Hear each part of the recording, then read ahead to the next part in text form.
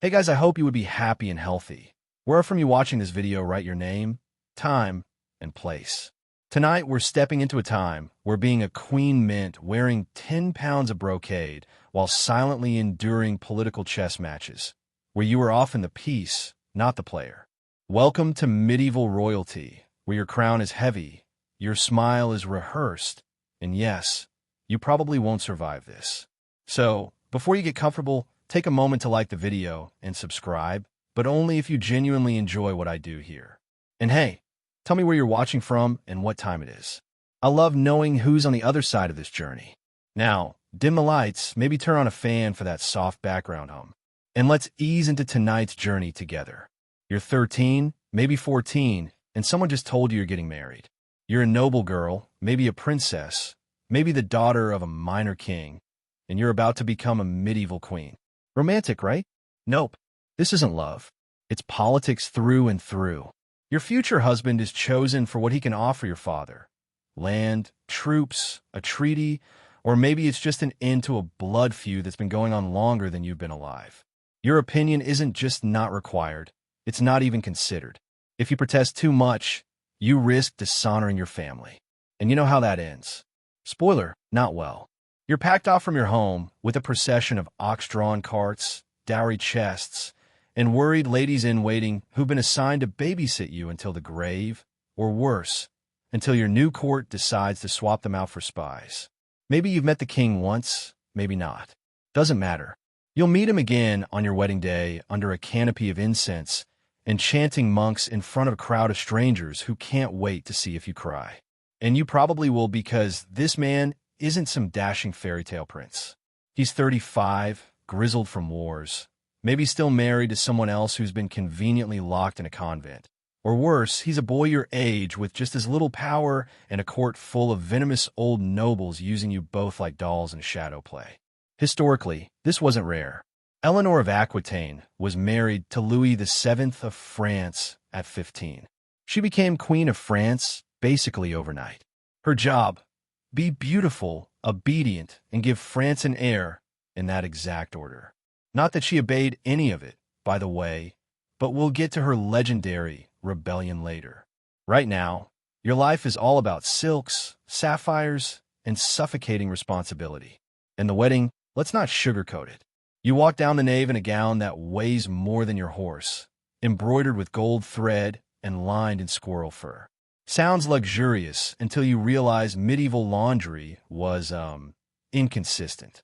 You may look radiant, but you smell like beeswax, old lavender, and stress sweat. Everyone's watching. The bishop, your future in-laws, the servants pressed against the back walls, trying to catch a glimpse of the spectacle. After the vows and rings, maybe a crown if they're feeling generous, you're escorted to a room where, depending on how invasive the customs are, your first night with your husband might be witnessed. No, not metaphorically. There's an entire tradition in some courts of having noble witnesses observe the newlyweds being put to bed, and even a sheet check the next morning to prove the marriage was consummated. Sleep well. The weirdest part: your family likely trained you for this moment. You were raised in a chamber near the women's quarters, taught to read just enough to recite psalms, trained in needlework and decorum. But no one told you how terrifying it would be to kneel beside a man who can literally sentence people to death and call him your beloved lord. You might not speak his language. You probably don't know what kind of ruler he is. And you're expected to share his bed, smile like it's an honor, and get to work on making babies immediately. The power imbalance is staggering. But here's the twist: queens weren't always powerless. In fact, many wielded incredible soft power through influence, alliances, and religious networks. But in the beginning, as a teenager dropped into a foreign court with different food, strange customs, and possibly even hostile nobility, you're more decorative than decisive. And yet, there's something surreal about it, too. You're handed a crown, draped in cloaks worth more than a farm, and referred to as Her Grace by people who a week ago didn't know you existed. Your name changes. Your coat of arms is redrawn. Your past absorbed into your husband's world. This isn't just a marriage. It's a rebranding. You're not a daughter anymore. Your property carefully placed at the top of the chessboard of European dynasties. Sometimes you're lucky. Maybe your husband is kind. Maybe the court respects you. Maybe you learn to speak the language, make allies, and even carve out a space of your own. But don't get too comfortable. Your womb is now a matter of state. Your first duty is to have a male heir, preferably yesterday. Everything else is just window dressing. One fringe fact. In some royal weddings, the bride was literally carried to bed in a ritual known as the bedding ceremony, complete with songs, jokes, and awkward nudging from older relatives. The entire court treated it like the grand finale of a banquet. Imagine that as a teenager.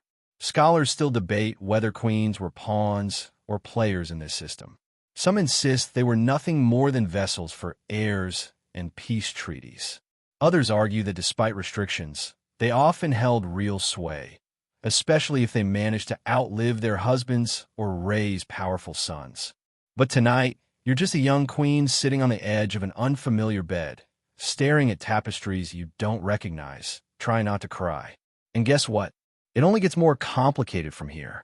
The next morning, sunlight pours through stained glass windows you don't recognize, casting jewel-toned shadows across a stone floor that's colder than your nerves. You're awake far too early, muscles aching from the stiff ceremonial bedding, and already the court is bustling with whispered gossip and clipped footsteps. Why? Because today your dowry becomes official. And let's be honest, no one in this castle cares more about you than they do about what you're worth. The dowry isn't just a polite thank you for taking you off your father's hands. It's a carefully calculated package of wealth, land, titles, and sometimes entire cities. You are a geopolitical transaction in pearls and velvet. It's possible your dowry was discussed for years before you even hit puberty. And now, with the marriage complete in the most awkward sense, the accounts are due. Clerks in itchy robes hunch over parchment, squabbling over exactly how many cows or manors equate to your hand in marriage. Some royal dowries were absolutely bonkers. Margaret of Denmark, for instance, brought the entire Orkney and Shetland Islands as part of hers. Imagine being so valuable that whole chunks of the North Sea came with your wedding vows. Meanwhile, in France or England, the dowry could include jewelry, spices, bolts of cloth, and thousands of gold coins. An actual line item might be 12 gowns embroidered with peacock feathers. And this stuff wasn't symbolic. It mattered. If the dowry fell short or was delayed, it could spark a war. Yep, a war over your missing embroidery thread. And here's the uncomfortable truth. Your value is now locked into this transaction. If your dowry was large and paid on time, congratulations, you're a prized political asset. If your father shortchanged your husband or reneged on promises, you're officially the most expensive disappointment in court. No pressure, but it gets trickier. The dowry isn't just a one-way street. There's also something called a dower, which is what your husband promises you in return, a sort of just in case he dies horribly in battle fund. It usually includes lands or income-producing properties that you'll inherit if you outlive him. Of course, whether you'll actually get those lands depends on your husband's mood, your popularity, and how many scheming in-laws want those assets for themselves. There's a fringe historical tidbit here that's kind of hilarious in a grim way. Some dowries were detailed down to the number of undergarments included. Like, your father might have sent a full accounting of your trousseau, including how many linen shifts you brought and whether they were laced with gold thread. Some of these inventories have survived, and yes, they are weirdly specific. It's like reading a medieval fashion hall on parchment. The moment this transactional dance is complete, you officially belong to your husband's household. Your loyalties shift instantly, whether your heart has or not. And here's where it gets wildly awkward. Sometimes your father and husband hate each other deeply, but that doesn't matter anymore. You have to play nice, stay neutral, and, most importantly, produce heirs. That's the only part of the deal that can't be written on parchment. So, everyone's watching, waiting to see if you start showing signs of pregnancy fast. Oh, and don't expect privacy. Courtiers love to speculate. There's even a term for the flurry of surveillance queens faced after their weddings, the queen's bloom. Everyone wants to know when you'll bloom into motherhood. If you sneeze at breakfast or skip a wine goblet, whispers swirl like storm clouds. Some queens even faked early pregnancies to buy themselves time. Others miscarried in secret just to avoid court humiliation. You might try to focus on something less overwhelming like settling into your new chambers, but even that's fraud. Your rooms are richly decorated, gilded wall panels, carved bedposts, rugs imported from Byzantium, but you're not alone in them, ever. Your ladies-in-waiting sleep nearby. Servants shuffle in and out without knocking. And everything you say can and will be repeated. Still, you try to take control of what you can. Maybe you ask for your favorite psalter to be placed by your bedside. Maybe you commission a tapestry depicting your family crest to remind everyone, including yourself, where you came from. Little acts of self-assertion go a long way, but you learn quickly, don't overdo it. Being too proud is risky, especially if you're a foreign queen. People want you to be dignified, not defiant. Here's a scholarly debate that never quite gets settled. Were dowries empowering or dehumanizing? Some historians argue that because the dowry often came with land rights and income, it gave queens leverage within the royal household. Others counter that the whole system reduced women to literal price tags. You might find truth in both views. After all, you've got land and jewels, but also about as much autonomy as a decorative tablecloth. And then, of course, there's the awkward reality that you might be used again. If this marriage fails, say your husband dies suddenly or the alliance falls apart, you could be shipped off and married again, sometimes to someone even older or with fewer teeth. Your dowry might be renegotiated like a used goods exchange. The only thing more unstable than a political marriage is a second political marriage. But for now, you smile, sit upright at feasts, and pretend the sausages and honeyed almonds make it all feel normal. You clasp your goblet with elegant fingers and laugh politely at jokes you barely understand. Every gesture is watched, every misstep judged, every moment documented, sometimes literally in court records or chronicler scrolls. Because you're no longer a person. You're a symbol, a treaty, a gilded link between two unstable kingdoms. And as exhausting as all that is, it's just the beginning. The first time you see the castle that's now your home, you expect something majestic, maybe soaring towers, lush gardens, polished stone glowing in the afternoon light. What you get instead is something out of a chilly dream. Cold walls, gray skies, the air thick with damp moss and suspicion. The castle isn't built for comfort. It's built to withstand sieges. And now you live here. Congratulations. The arrival at court is theater, make no mistake. The entire court turns out to greet you, though no one smiles too widely. Banners fly, trumpets blare, and children are scrubbed within an inch of their lives just to stand in a muddy courtyard waving sprigs of rosemary. You ride in, stiff in the saddle, posture perfect. Your gown probably weighs 30 pounds, and underneath, you're bracing against saddle sores and cold wind that cuts through your silk-lined sleeves like a knife. But you can't flinch. Queens don't flinch. At the castle gates, your husband or future husband, depending on how drawn out the wedding festivities are, greets you with ceremonial gestures. A kiss on the cheek, a quick touch of the hand. If he's bold, maybe he lifts your veil in front of the crowd, but you're already scanning the faces behind him. That's your real concern. Who's watching you with narrowed eyes? Who's smiling a little too much? Because the moment you cross that threshold, you're not just a guest. You're an intruder. This is what queens were trained for, even if no one said it out loud. You may have spent years learning courtly manners, religious verses, how to direct a household, but all of it leads to this, making sure the marriage is binding and productive. It's a terrifyingly thin line between beloved queen and political failure. You wake up the next morning under that same weight. You're a wife now, a potential mother, a state investment that needs to yield results. And people start watching you differently. The same courtiers who nodded politely yesterday now glance at your stomach when you pass, eyes flicking down as if your womb might announce its intentions by breakfast. Your maids whisper more. The ladies-in-waiting act more possessive. And your husband, well, he's probably off hawking or hunting because the deed is done, and his role, at least for now, is considered fulfilled. You might not even be the only woman in his life. Medieval kings were not known for monogamy. Some had official mistresses, others just a rotating list of favorites, many of whom lived under the same roof. In some courts, the queen was expected to tolerate it. Open jealousy? Not elegant. You're meant to be serene, divine, and above it all, even if your heart's breaking or your blood's boiling. And yet, some queens navigated this chaos with surprising agency. Take Isabella of France, for instance, married to England's Edward II, who famously preferred the company of a certain male favorite. Isabella endured years of being sidelined before eventually leading a rebellion against her husband. Yep, the queen led an actual coup. So, while the first night might feel like the beginning of a lifetime of submission, that's not always how the story ends. But in this moment, that feels very far away.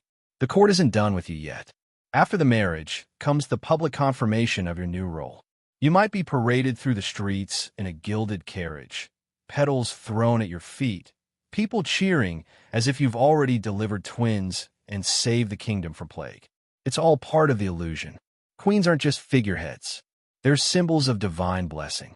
Your beauty, your poise, your fertility, all seen as signs that God favors the realm. No pressure. A fringe fact worth noting. In some traditions, a special cake or spice bread was served the day after the wedding, and everyone would toast to your hypothetical future children. Sometimes there were even fertility symbols baked into the crust. Because what's more charming than cutting into a cake and finding a little golden baby charm staring up at you? But don't be fooled. Under all this pomp lies a harsh truth. If you don't get pregnant quickly, or worse, if you miscarry, your popularity will nosedive. People will blame your body, your foreign blood, your sins, your lack of piety. Never mind that medieval medicine was basically guesswork with leeches. Never mind that men also contribute half of that equation.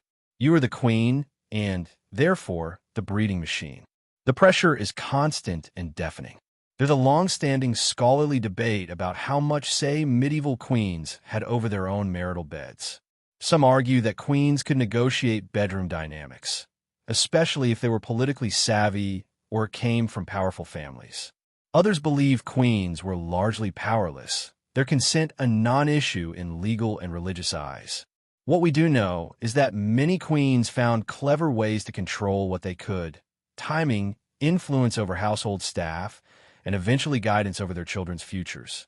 But at this stage, you're mostly along for the ride. So you do what you must. You perfect your smile. You begin keeping a private journal, perhaps, or whispering thoughts into the ears of trusted maids, though trust is always relative. You go to Mass. You attend court. You send letters to your mother back home, if the scribes allow it. You start planning for what comes next, not just pregnancy, but survival. And survival, you're starting to realize, means more than staying alive. It means staying useful, charming, obedient, fertile, unthreatening, but also clever, resilient, patient. You're walking a tightrope wrapped in gold thread. And every morning, as the bells toll across the gray courtyard and your reflection flickers in a polished copper mirror, you ask yourself quietly, how long can I keep this up? It starts with a flutter, just a whisper of nausea when you rise, a slight tightening in your chest when the morning porridge hits your stomach the wrong way. Your maid notices before you do, narrowing her eyes as she helps lace your gown a little looser. The word spreads faster than you'd think. The queen is changing. Courtiers exchange looks. The cook starts preparing lighter foods. A physician is summoned without you even asking. No one says the word directly. Not yet, but you already know what they're hoping for. You're pregnant, maybe, and just like that, you're not just a wife anymore. You're the womb of the realm. You've gone from ornamental to essential. The queen's job, your job, is finally happening. And while on the surface there's joy, gifts, blessings, and ceremonial prayers, underneath it all is the sound of chairs being pulled closer to the throne. Because once you're carrying an heir, your power shifts just a little, but enough for people to start calculating how long they'll have to wait for a new king, or, if you're really lucky, a queen mother. Pregnancy in medieval times is terrifying. There are no ultrasounds, no prenatal vitamins, no real understanding of germs or what a uterus actually looks like. You're not so much cared for as you are monitored, watched like a relic on the verge of cracking. The royal physicians poke and prod, feeling your pulse, measuring your belly with ribbons, muttering things in Latin, while your ladies-in-waiting line up cloths soaked in lavender and rosemary. Some of the herbs help, some probably don't. Some, if the dose is wrong, might even kill you. And yet you go through the motions, trying to appear serene. You attend Mass every morning, nodding piously while the priest talks about the Virgin Mary and the miracle of life. That's the image they want from you. Holy Mother, chosen vessel, serene goddess of impending motherhood. But inside, you're a 17-year-old girl with lower back pain, a constant headache, and zero control over what's happening to your body. Every kick from inside your belly is both thrilling and terrifying. If it's a boy, you win the game. If it's a girl, you smile politely and pretend everyone's not secretly disappointed. And if the child is stillborn or you die in labor, well, then you'll be remembered in ballads as a tragic heroine, which is cold comfort, to be honest. By your 7th month, the palace begins to quiet down. Your husband grows more cautious. Visitors are screened. Loud noises are forbidden near your chambers. The court is holding its collective breath. Midwives are brought in from far and wide. Some traditional, some trained by monks, all quietly panicking beneath their calm smiles. Because childbirth in the Middle Ages is a gamble with weighted dice. Even queens die screaming in childbed. Probably especially queens. The pressure is higher, the gossip sharper, the risks enormous. You begin to learn the rules of fashion diplomacy. If a visiting queen shows up in emerald green trimmed with fox fur, you wear sapphire velvet and double ermine because you must outshine her without making it obvious. Too much flash, and you're vain. Too little, and you're dull. 1 inch too long on your train, and you're mocked for excess. 1 inch too short, and you're accused of disrespecting the court's traditions. It's a minefield made of silk. There's a particularly bizarre, fringe fact from Burgundy, where noble women sometimes wore tall, cone-shaped hats called hennons, so long and ridiculous they required scaffolding underneath. These hats became so elaborate that some cathedrals banned them because the ladies couldn't fit through the nave without kneeling. Imagine bowing before the altar and having your hat impale the priest. Of course, men's clothing is also ridiculous, but nobody seems to mind. A nobleman can look like a plucked parrot in velvet hose and a codpiece the size of a cantaloupe and still be taken seriously. But you? Your hem comes up 1 inch too high, and the court clutches its pearls. There's a scholarly debate around this, as you might expect. Some historians argue that queens used fashion as a kind of soft rebellion, subtle statements of power wrapped in acceptable aesthetics. Others insist that fashion was just another form of control, a way to keep queens ornamental and docile. Maybe both are true. You certainly feel like you're performing constantly. But you also notice how people listen more closely when you wear the heavy jeweled girdle versus the modest linen sash. The symbols matter, and you learn to use them. Eventually, you begin directing the wardrobe staff more forcefully. You ask for brighter colors. You commission new fabrics. You have your seamstress add secret pockets. Yes, real ones, for letters or prayer beads. You choose gold embroidery in the shape of hawks because your family crest had hawks, and because everyone needs a reminder that you are not to be underestimated. And you begin to understand the power in being seen. The court doesn't always want to hear you, but they always see you. Every feast, every procession, every mass, you're there, and you are luminous. Even when your ribs are bruised from your corset, even when you can barely lift your arms from the weight of your sleeves, you smile. You float. You glide. Because in this world, looking like a queen is half the battle. From the outside, your inner circle looks like a dream team of perfectly dressed, perfectly obedient women who flutter when you flutter and laugh when you laugh. Your ladies-in-waiting, always called something delicate like attendants or maidens, follow you like shadows. They help you dress, walk you to chapel, fetch your scented gloves, and hold your hand during particularly tense dinners with foreign envoys. But behind those doe-eyed smiles and tightly laced bodices is a nest of quiet schemers, desperate for influence. And you're sitting in the middle, trying to figure out who's loyal and who's just keeping score. Your ladies come from noble families, of course. Being assigned to the queen is an honor, technically. In reality, it's also a power play. Their families send them to keep an ear close to the throne. Some are daughters hoping for strategic marriage offers. Others are nieces of bishops or cousins of foreign queens. One might even be your sister, which makes everything 10 times more awkward. The expectation is that these women will serve you with humility and grace. The reality is that they serve the court first, their family second, and maybe you a distant third if you're lucky. Still, you grow attached. How could you not? They see you at your worst. Vomiting from morning sickness, weeping over miscarried babies, pacing with fury when your husband returns late from hunting. They know when you're faking a headache to avoid court, when your smile is stitched together with spite. You spend more hours with them than with your king. They're the only people who witness the real version of you, hidden under the crown. But there's a cost, always. A lady who becomes too close might be accused of manipulating you. Another might secretly resent your status and try to outshine you in court. And of course, some of them are flat-out spies. Harmless gossip shared in the comfort of your chamber can wind its way into your husband's ear by supper.